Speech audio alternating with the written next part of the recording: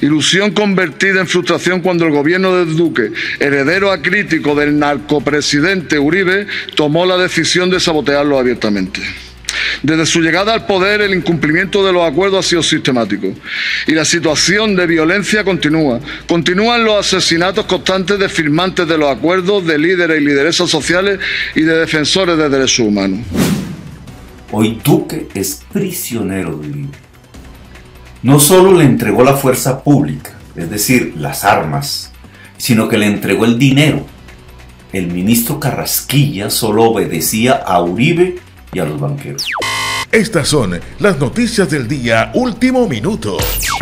Hola, hola, sean bienvenidos a esta emisión más de Noticias Internacionales. La mejor información del momento. Arrancamos con noticias de Colombia y Venezuela hoy. Nos llegó información importante de última hora sobre lo que está sucediendo en Colombia. Miles y miles de personas se encuentran en las calles protestando fuertemente ante el abuso del gobierno del presidente Iván Duque. Son cientos las personas que exigen la inmediata renuncia del presidente colombiano, ya que están cansados de un gobierno el cual no le importa a su pueblo. Además, se han presentado masivas destrucciones en las diferentes ciudades y los policías y militares han optado por utilizar la fuerza en contra de estas personas inocentes. Hay muchas personas desaparecidas y sus familiares piden auxilio. Ante la gravedad de esta situación, ya la ONU se ha pronunciado en rechazo a los abusos policiales en contra de civiles y afirman que tomarán medidas inmediatas para detener las atrocidades que el gobierno pretende realizar en contra de su propio pueblo. Lo que podemos decir claramente es que hemos recibido reportes y tenemos testigos sobre un uso excesivo de la fuerza por parte de agentes de seguridad, disparos, uso de munición real, golpizas a manifestantes y también detenciones. Todo eso en un contexto realmente tenso en el que los manifestantes también han sido violentos y hay incluso informes, como dije en el texto, de un policía asesinado. Sin embargo, varios diputados han declarado que todo esto es falso y que la policía simplemente hace es proteger y defender a su pueblo. En Colombia lo que hay hoy es terrorismo urbano, auspiciado por la izquierda radical y financiado por el narcotráfico. Aquí la policía no mata, como de forma irresponsable lo ha dicho una funcionaria de las Naciones Unidas. No, que primero verifiquen qué es lo que está pasando.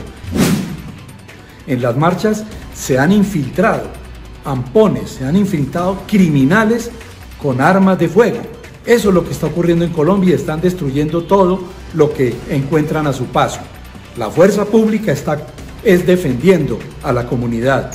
Toda Colombia se ha levantado en contra del gobierno de Iván Duque, ya que lo tildan de delincuente y dictador. ¿Por qué? Porque pretende imponer múltiples impuestos a su población y el pueblo colombiano ha declarado que son muchas las personas desaparecidas. No hay rastro alguno de dónde se encuentren y por eso es que el país se encuentra en alerta roja. Piden acciones inmediatas por parte de las diferentes instituciones internacionales, quienes protegen los derechos humanos. Y esto para que impongan una advertencia al gobierno de Duque y no haya más violaciones a todos estos derechos. Se necesitan más acciones inmediatas para no permitir que el gobierno colombiano imponga sus leyes autoritarias y las protestas en las diferentes ciudades han generado saqueos y vandalismo por parte de personas no identificadas. Los principales afectados han sido los pequeños empresarios, quienes piden el cese al fuego en el país, pero el gobierno continúa insistiendo en imponer otra reforma tributaria a su pueblo. Las manifestaciones por una propuesta de reforma fiscal vinculada a la crisis sanitaria se han transformado en una protesta nacional por el aumento de la pobreza, el desempleo y la desigualdad. Entre las personas fallecidas se encuentra un alumno de 9º grado que salió a protestar con su hermano, un artista que recibió un impacto de bala en la cabeza mientras estaba rodeado de cámaras, y un adolescente cuya madre con angustia dice que quiere estar con su hijo en un video que se ha compartido millones de veces en las redes sociales. Al menos 19 personas están sin vida y cientos más resultaron heridos durante los días de protestas en Colombia, en las que decenas de personas salieron para manifestarse en contra del atropello por parte del gobierno, y el dinero de esta reforma va a ser destinado a un agujero fiscal relacionado con la crisis sanitaria a nivel global. El vandalismo y el terrorismo pretenden amedrentar a la sociedad y creen que por ese mecanismo doblegarán las instituciones.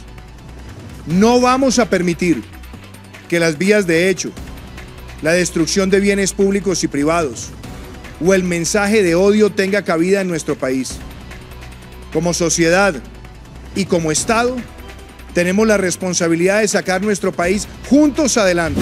En días anteriores el presidente Duque dijo que retira la propuesta actual y en cambio buscaron un nuevo plan que surja a través del consenso y la reforma no es un capricho. Dijo que la reforma es una necesidad. El ministro de Hacienda del país anunció su renuncia, pero esas decisiones han hecho poco para sofocar la ira pública y las manifestaciones se han transformado en una gran protesta nacional por el aumento de la pobreza, el desempleo, la desigualdad provocados por la llegada de la crisis sanitaria al país. Y el año pasado Latinoamérica y América del Sur en particular ha sido especialmente afectada por esta crisis de salud mundial y muchos países de la región enfrentarán condiciones fiscales y esto no simplemente será si las reformas no se llevan a cabo.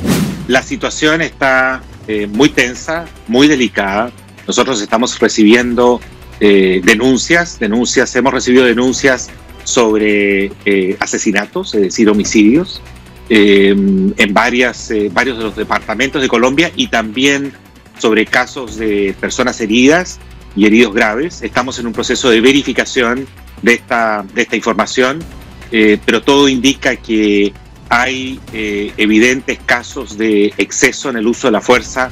Duque fue uno de los primeros en tratar de abordar problemas económicos de su país, pero la respuesta pública no augura nada bueno para otros líderes regionales, afirmó Sergio Guzmán, director de Colombia Ruix Análisis. Este es uno de esos momentos en los que está produciendo una ruptura clave en la sociedad. Dijo que la gente está harta y se despierta el poder de las calles. Las manifestaciones han continuado en parte debido a la ira por los varios grupos de derechos y nos han denunciado los abusos de los cuerpos de seguridad estatales para tratar de controlarlas. En los últimos días varios casos de abuso policial se han captado en video, incluido uno en el que se ve a un joven manifestante pateando a un oficial de policía en una motocicleta. El video muestra cómo la gente responde disparándole al manifestante mientras huye. Las protestas comenzaron días atrás y al menos 18 civiles y un oficial de policía llamado Jesús Solano había fallecido según la Defensoría del Pueblo. Entre los sin vida se encontraba Jesús Flores de 86 años, quien partió de este mundo al parecer por inhalación de gases nocivos. ¿Qué opinas al respecto? Déjame aquí muy rápido tu opinión en la sección de comentarios. Quédate conectado con las noticias del día. Seguimos con noticias de Venezuela hoy. La Organización de Estados Americanos, la OEA, condenó este martes la conformación en Venezuela de un nuevo Consejo Nacional Electoral por parte de la dictadura de Nicolás Maduro. El organismo señala que en un comunicado las designaciones realizadas por una Asamblea Nacional ilegítima son contrarias al Estado de Derecho democrático y la independencia de los poderes políticos del Estado. La OEA recordó que el Consejo Permanentemente del organismo rechazó las elecciones fraudulentas organizadas por la autocracia madurista el pasado 9 de diciembre del 2020 y afirmó por no haber sido ni libres ni justas de conformidad con las condiciones establecidas en el derecho internacional, por carecer de imparcialidad y transparencia, por no haber contado con la participación de todos los actores políticos y de la ciudadanía, por no haber sido liberados los presos políticos, por la falta de independencia de la autoridad electoral y por no haber contado con observación electoral internacional independientemente y creíble. Esta legitimidad de origen vicia de nulidad sus actos y decisiones, así como cualquier legislación que aprobará. Subraya el texto publicado de que el Parlamento chavista nombrará a los 5 rectores que conformarán el Consejo Nacional Electoral durante los próximos 7 años. Tras un proceso de más de un mes en el que se presentaron 103 candidatos, los diputados votaron a favor de una propuesta de comisión en donde salió el quinteto formado por los chavistas Alexis Corredor, Tania D'Amelio y Pedro Calzadilla, y los opositores Enrique Márquez y Roberto Picón. Los nuevos rectores para asumir estos cargos no deben militar en organizaciones políticas, según establece la Constitución. Sin embargo,